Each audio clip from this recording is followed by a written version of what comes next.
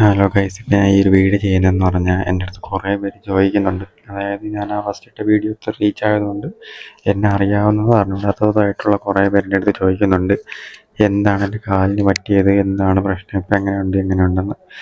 Okay, എനിക്ക് accident നടക്കുന്നത് 2025 31 വെളുപ്പിന് 3 മണിക്കാണ് എനിക്ക് ആക്സിഡൻറ്റ് നടക്കുന്നത്. അത് ന്യൂ ഇയറിനല്ല, തന്നെ ദിവസം വെളുപ്പിന് 3 മണിക്കാണ് എനിക്ക് ആക്സിഡൻറ്റ് നടക്കുന്നത്.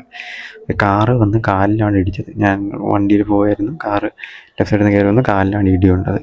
എൻ്റെ കാല് ഒടിഞ്ഞ്, കാല് ഒടിഞ്ഞെന്ന് പറഞ്ഞാൽ കാല് ഒടിഞ്ഞ് എല്ല് വെളിയിൽ വന്നൊരവസ്ഥയായിരുന്നു. ഞാൻ ജസ്റ്റ് അതൊന്ന് വരച്ചിട്ടുണ്ട്, അപ്പോൾ നിങ്ങൾക്ക് മനസ്സിലാവും എങ്ങനെയാണ് എൻ്റെ കാലിരുന്നത്. ഓക്കെ, നിങ്ങൾ അത് കണ്ടപ്പോൾ നിങ്ങൾക്ക് എന്തെങ്കിലും മനസ്സിലായെന്ന് എനിക്ക് തോന്നുന്നു. അപ്പോൾ എന്നെ അവിടെ നിന്ന് ഫയർഫോഴ്സിൻ്റെ ആംബുലൻസിൽ എന്നെ മെഡിക്കൽ കോളേജിലോട്ടാണ് കൊണ്ടുപോയത്. അവിടെ ചെന്നപ്പം തൊട്ടാണ് സത്യം പറഞ്ഞാൽ എനിക്ക് നല്ല വേദനയും കാര്യങ്ങളൊക്കെ അനുഭവപ്പെട്ടു തുടങ്ങിയത്. കൊണ്ട് ചെന്ന ഉടനെ എന്നെ ആരും മൈൻഡ് ചെയ്തിരുന്നില്ല. കുറച്ച് നേരം എന്നെ അവിടെ ഇട്ടിരുന്നു, വെളിയിൽ ഇങ്ങനെ ഇട്ടിരുന്നു. പിന്നെ അത് കഴിഞ്ഞിട്ട് ഒരു ഡോക്ടർ വന്നു, ഡ്രസ്സിങ്ങിൻ്റെ കാര്യമെല്ലാം പറയുകയാണ്.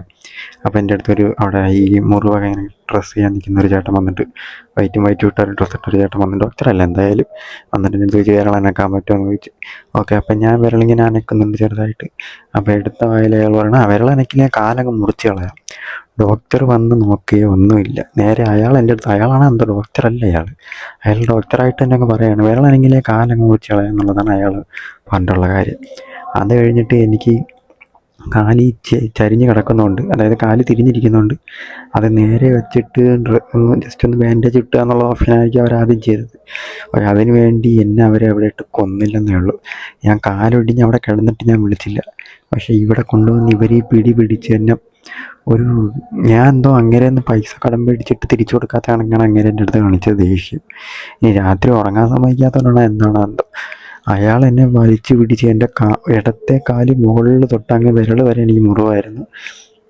ഇതിലെല്ലാം വളരെ നല്ല വേദനിപ്പിച്ച് എന്നെ ചെയ്ത കണക്കാണ് എനിക്ക് തോന്നി. അത് കഴിഞ്ഞിട്ട് ഡ്രസ്സ് ചെയ്തു. ഡോക്ടർ വന്ന് കാല് നേരെ പിടിച്ച് വെച്ചിട്ട്, വേറെ ഒന്നും ചെയ്യാൻ പറ്റില്ല, അപ്പോൾ നേരെ പിടിച്ച് വെച്ചിട്ട് ഇങ്ങനെ ഇത് കണക്കൊരു ബാൻഡേജ് കണക്ക് കെട്ടി. അത് കഴിഞ്ഞിട്ട് എക്സ്റേ എടുക്കണം, ഇതെടുക്കണം. ഓക്കെ, അതെടുക്കാൻ വേണ്ടി കൊണ്ടുപോയി. ഒരു എക്സ്റേ എന്നെ കൊണ്ട് 3 തവണ എടുപ്പിച്ചു. ഒരു തവണ എടുത്ത് റെഡിയായില്ല, 2 തവണ എടുത്ത് ശരിയായില്ല. എക്സ്റേ എടുത്ത് കാര്യങ്ങളെല്ലാം എടുത്തു. എൻ്റെ കൈക്കും ബോട്ടലുണ്ടായിരുന്നു, അതും എടുത്ത് എല്ലാം എടുത്ത് തിരിച്ച് വന്നിട്ട് പറഞ്ഞു ഓപ്പറേഷൻ ചെയ്യണം, കാല് കമ്പി ഇടണം, ഓപ്പറേഷൻ ചെയ്യണമെന്ന് പറഞ്ഞ്. അപ്പോൾ ആ ഒരു ടൈമിൽ ഞാൻ വിചാരിച്ചതെന്ന് പറഞ്ഞാൽ അകത്ത് കമ്പി ഇടുക എന്നുള്ള ഓപ്ഷൻ ആയിരിക്കും എന്നാണ്. അങ്ങനെ കമ്പി മേടിക്കാൻ വേണ്ടി പുറത്ത് പോകാൻ പറഞ്ഞ്. ഈ മെഡിക്കൽ കോളേജിലൊന്നും ഫ്രീ അല്ല ഗൈസ്. അവിടെ പോയി കഴിഞ്ഞാൽ നമ്മൾ വെളിയിൽ നിന്ന് പൈസ കൊടുത്ത് തന്നെ എന്തായാലും എല്ലാ കാര്യങ്ങളും മേടിക്കേണ്ടത്. അപ്പോൾ കമ്പിയുടെ കാര്യത്തിന് വേണ്ടി പുറത്ത് എൻ്റെ ചേട്ടന്മാർ 2 പേരും കൂടെയൊക്കെയാണ് പോയത്. അപ്പോൾ അവർ പോയപ്പോഴത്തേക്കും ഈ ഡോക്ടർ പറഞ്ഞ സ്ഥലത്ത് പോയപ്പം ആ ഇടുന്ന കമ്പിക്ക് 25,000 രൂപയാണ് പറഞ്ഞത്. അപ്പോൾ അതിൻ്റെ അപ്പുറത്ത് വേറൊരു കട ഉണ്ടായിരുന്നു, അവിടെ ചെന്ന് ചോദിച്ചപ്പോൾ അത് 10 രൂപയ്ക്കകത്ത് കിട്ടും. അങ്ങനെ അത് മേടിച്ചുകൊണ്ട് ഡോക്ടറിൻ്റെ കൈ കൊടുത്തപ്പോൾ എന്തോ ആ കഥ അത്ര ഒരു ഇതായില്ല. അത് കഴിഞ്ഞിട്ട് പിന്നെ നല്ല ദേഷ്യം ഉണ്ടായിരുന്നു ആൾക്ക്. എൻ്റെ ഉടുപ്പൊക്കെ ഊരാൻ പറഞ്ഞു. എനിക്ക് കൈ മൊത്തം ഒടിവും മുറിവും ആയതുകൊണ്ട് ഊരാൻ പറ്റിയില്ല. ഇയാൾ ഇങ്ങോട്ട് വന്ന് എന്നെ പിടിച്ച് നോത്തിയിരുത്തി വലിച്ച് പറിച്ച് ഊരിക്കളഞ്ഞ്. എന്താണ് നടക്കുന്നതെന്ന് ഒരു പിടുത്തമില്ല. അത് കഴിഞ്ഞിട്ട് എനിക്ക് ഓപ്പറേഷൻ കഴിഞ്ഞ് ഞാൻ നോക്കാൻ നേരത്ത് കാലിൽ കുറേ പാലം പണിത് വെച്ചൊക്കെ നമുക്ക് കുറേ കമ്പി കുത്തിക്കയറ്റി വെച്ചിട്ടുണ്ട്. ഓക്കെ, ഇത് കഴിഞ്ഞിട്ട് എന്നെ വാർഡിൽ കൊണ്ടുവന്നിട്ടുള്ള വീഡിയോ ഞാൻ കാണിച്ചു തരാം. എൻ്റെ കാലിൻ്റെ അവസ്ഥ എന്തായിരുന്നു വാർഡിൽ കൊണ്ടുവന്ന സമയത്തും. അത് കഴിഞ്ഞിട്ടുള്ള ഒരു 4-5 ദിവസം എൻ്റെ കാലിൽ കൂടെ ചോര ഒലിച്ചുകൊണ്ടിരിക്കുകയായിരുന്നു. അതങ്ങനെ വരുന്നതാണോ അല്ലയോ എന്ന് എനിക്കറിയത്തില്ല. എൻ്റെ അപ്പുറം കിടന്ന ഓപ്പറേഷൻ കഴിഞ്ഞൊക്കെ കാലിലൊന്നും ഞാൻ കണ്ടില്ല. ഓക്കെ, ആ വീഡിയോ ഞാൻ താഴെ വെച്ചേക്കാം, എല്ലാവരും ഒന്ന് കണ്ടുതരാം. ഓക്കെ, അപ്പോൾ അത് കഴിഞ്ഞിട്ട് പിന്നെ നടന്നെന്ന് പറഞ്ഞാൽ ഭയങ്കര രസമുള്ള കാര്യങ്ങളാണ്. 2 ദിവസം കൂടുമ്പോഴാണ് മെയിനായിട്ടുള്ള ഡോക്ടർ വന്ന് നമ്മളെ കാണുന്നതും മുറിവിനെ കുറിച്ചുള്ള കാര്യങ്ങളൊക്കെ നോക്കുന്നതും.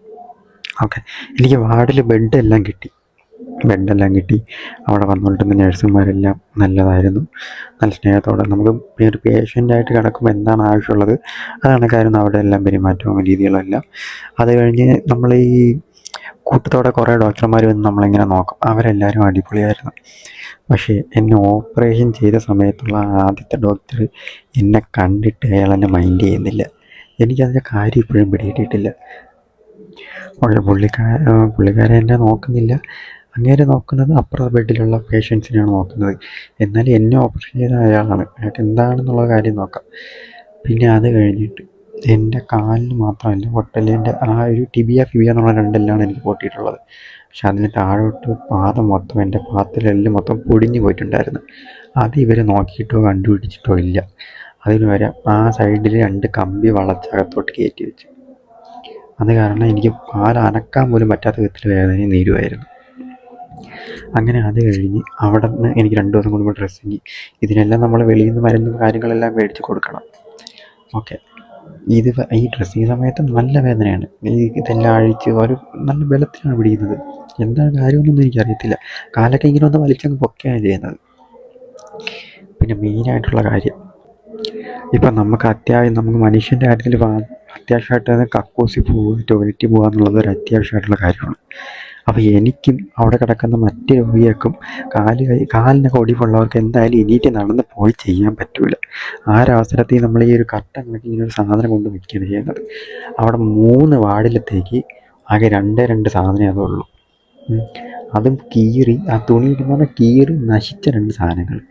ഞാൻ വന്നതിന് ശേഷം മാറ്റിയിട്ടുണ്ടോ എന്നുള്ള കാര്യം എനിക്കറിയത്തില്ല, അത് കൂടിയിട്ടുള്ള കാര്യം എനിക്കറിയത്തില്ല. അപ്പം ആ സമയത്ത് ഇപ്പം എനിക്ക് ഒന്ന് ടോയ്ലറ്റിൽ പോകാൻ തോന്നിക്കഴിഞ്ഞാൽ ആ സമയത്ത് വേറെ 2 പേർക്ക് തോന്നിക്കഴിഞ്ഞാൽ ഒന്നില്ലെങ്കിൽ ഞാൻ വെയിറ്റ് ചെയ്യണം, അല്ലെങ്കിൽ അവർ വെയിറ്റ് ചെയ്യണം. ഇത്രയും രോഗികളെ കിടക്കുന്ന സ്ഥലത്ത് അതൊന്നും ഇവരെന്താണ് കാണിക്കുന്നത് എനിക്കറിയത്തില്ല. ആവശ്യമില്ലാത്ത വണ്ടികളെടുത്ത് ആരോ അതും ഇതുമൊക്കെ മേടിക്കുന്നുണ്ട്. ഇതൊന്നും അവർക്ക് മേടിക്കാൻ സമയമില്ല. എന്ന് പറഞ്ഞാൽ അതിങ്ങനെ മറച്ച് പിടിച്ച് വേണം നമുക്കൊന്ന്.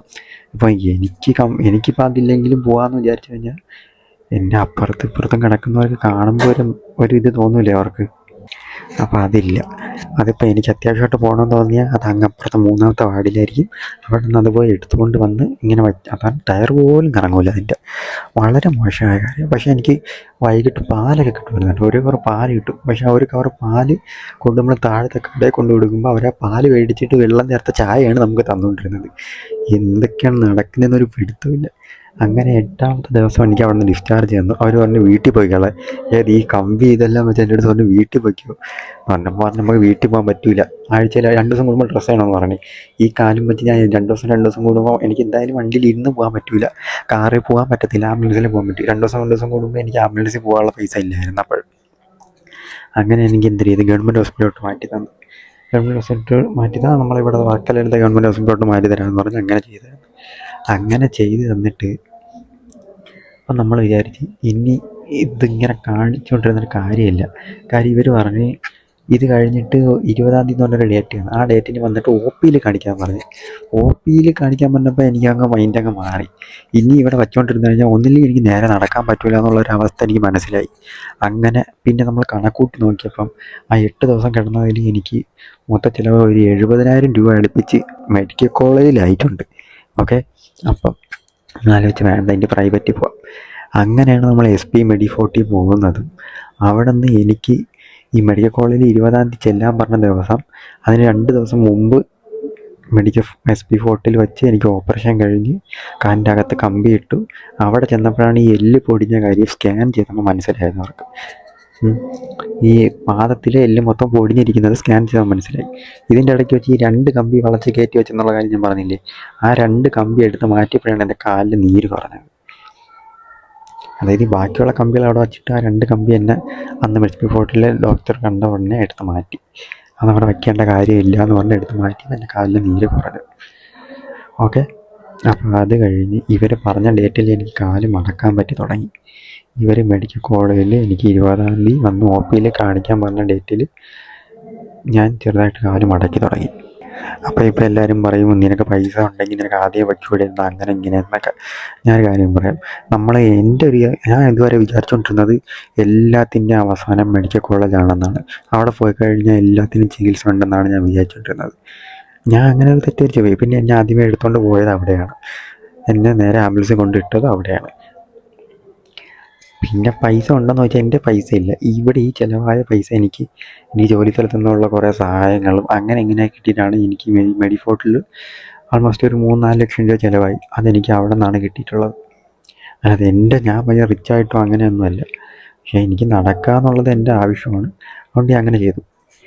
പിന്നെ ഇപ്പം എനിക്കൊന്നേ പറയാനുള്ളൂ, ഇപ്പം ആർക്കെങ്കിലും എന്തെങ്കിലും പറ്റിക്കഴിഞ്ഞാൽ, ഇപ്പം നിങ്ങളുടെ കൂട്ടത്തിലുള്ളതോ അല്ലെങ്കിൽ നിങ്ങളെ ഫ്രണ്ട്സിനെ റിലേറ്റീവ്സിനെ ആർക്കെങ്കിലും എന്തെങ്കിലും പറ്റിക്കഴിഞ്ഞാൽ ഏത് ഹോസ്പിറ്റലിൽ കൊണ്ടുപോകണം, എവിടെ നിന്ന് ചികിത്സിക്കണം എന്നുള്ളത് നിങ്ങളുടെ കയ്യിലാണ്.